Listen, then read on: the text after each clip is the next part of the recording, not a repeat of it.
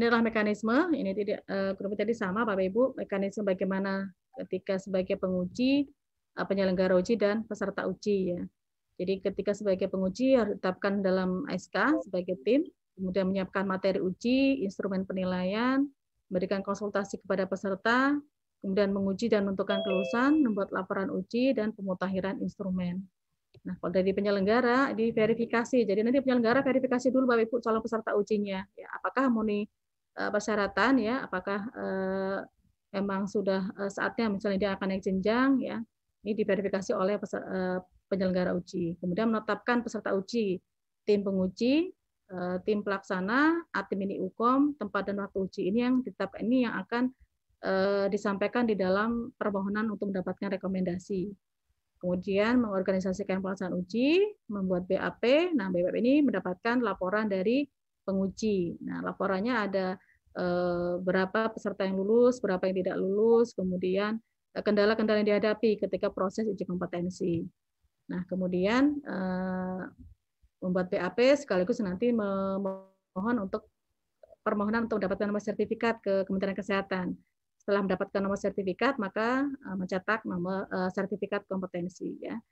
Sertifikat dicetak dan ditandatangani. Ini kalau dari peserta, updating data Javung. Nah, kemudian pendaftaran di IUPOM, konsultasi dengan tim penguji, kemudian dia akan ujian ya. Ketika lulus, mendapatkan sertifikat, tidak lulus maka dia uji ulang.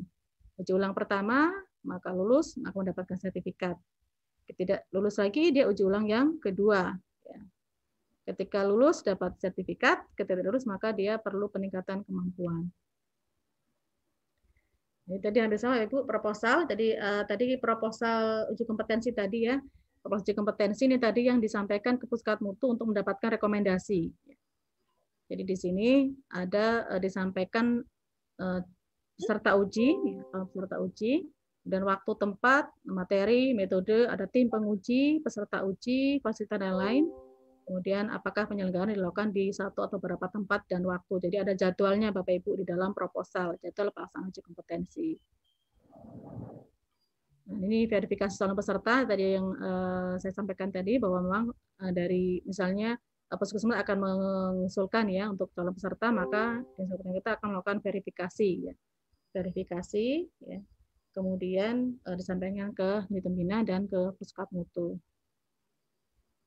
Nah, ini adalah berita acara. Jadi setelah uji kompetensi dilaksanakan, maka instansi penyelenggara uji menyampaikan berita acara pelaksanaan uji.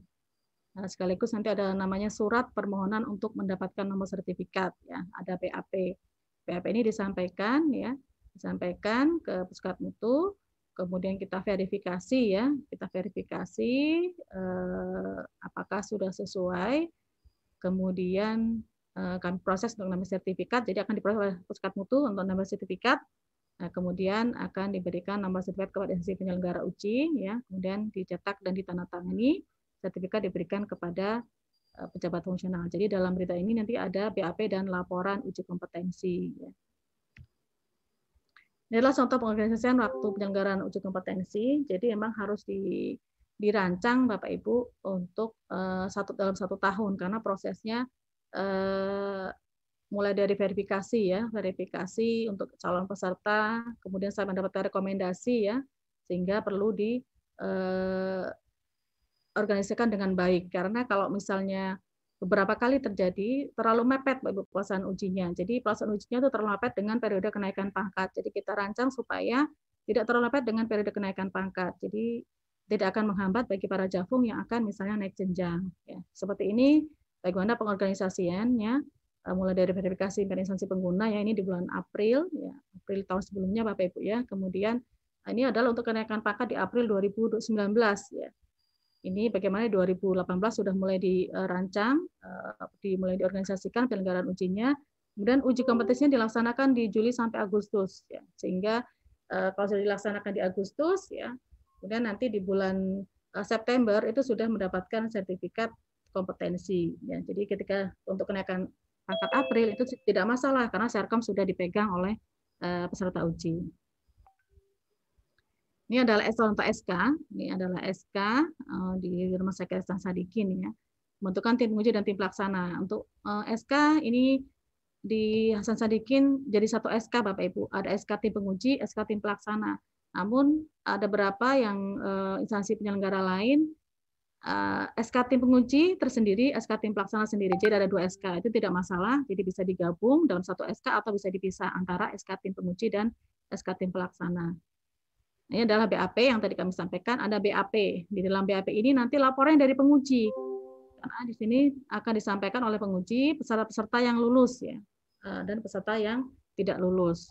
Kemudian daftar nama peserta yang lulus, ya, kemudian hasil uji kelulusan, kemudian ada metodenya seperti apa.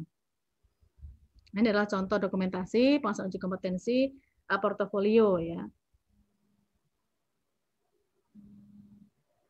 Ini contoh dokumentasinya, ini sama contoh BAP. Nah ini tadi Bapak Ibu sertifikat UKOM ya. Ini yang tanda tangan nih ketua tim penguji elektromedis. Di sini ketua penyelenggara, yang sebelah kanan adalah ketua tim penguji untuk elektromedis. Karena ini pesertanya adalah dari Javung Elektromedis. Nah, rangkumannya adalah penyelenggara uji kompetensi adalah pusat yang membidangi pengembangan Javung, ada unit pembina, UPT Kementerian Kesehatan, unit yang membidangi Jabatan Usaha Kesehatan, Dinas Provinsi, Kabupaten Kota, dan instansi fasilitas pelayanan kesehatan atau fasilitas pelayanan kesehatan lainnya dipimpin oleh Japimti Pratama. Nah, mungkin untuk sesi pertama Bapak Ibu, ini adalah penugasan. Nanti silakan Bu Emma,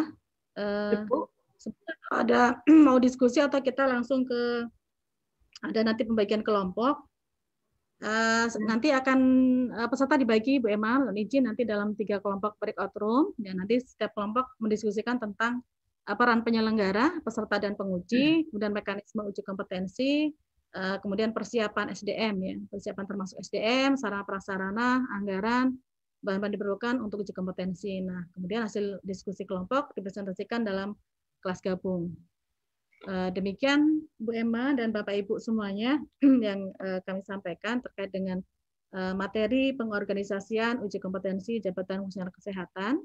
Nanti mungkin lebih nanti ini pada saat diskusi ya Bapak Ibu ya, diskusi nanti per kelompok bagaimana kan ini tadi ada berapa provinsi ya.